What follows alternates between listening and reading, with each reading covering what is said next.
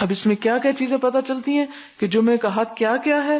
Number 1 غسل کرنا، number 2 خوب صفائی کرنا اپنی، یعنی صرف غسل کی بات نہیں آئی بلکہ یہ یتطہر ما استطاع من طہر، یعنی ڈیپ اپنی اچھی طرح صفائی کرنا، اور پھر وَيَدَّهِنُ مِن دُهْنِهِ، یعنی تیل وغیرہ لگانا، جس سے ظاہر ہے کہ اس زمانے میں میک اپ کے لیے ایک تیل ہی جیسی چیز تھی، یا اپنے آپ کو مزید چمکانے کے لیے، جبکہ اب اور بھی چیزیں ایجاد ہو چکی ہیں۔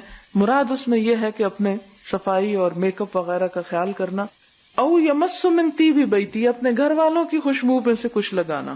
عموماً یہ ہوتا ہے کہ عورتیں ذرا خوشبو وغیرہ سمیٹ کے حفاظت سے رکھتی ہیں اور مردوں کو لگانے کے لیے انہی سے مانگنی پڑتی ہے، تو اس لیے کہا گیا من طیب بیتہ۔ ثم یخرج، پھر وہ تیار ہو کے ٹھیک ٹھاک صاف ستھرا خوشبو لگا کے تیل لگا کے صاف کپڑے پہن کے نکلتا ہے۔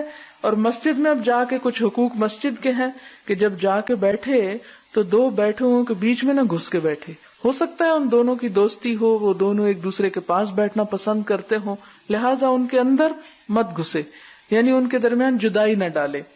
ثم یصلی، پھر نماز پڑھے، ما کتب لہ، جو بھی اس کی قسمت میں ہے نماز پڑھنا۔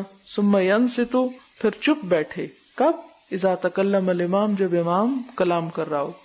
تو ایسا شخص جو اس ادب اور احترام کے ساتھ جمعے کی نماز ادا کرتا ہے، اس کے لیے وعدہ ہے کہ پھر اس کے 1 ہفتے کے گناہ معاف ہو جاتے ہیں۔ یعنی یہاں پر جمعے کا اہتمام جو ہے اس کی خاص طور پر تعلیم دی جا رہی ہے۔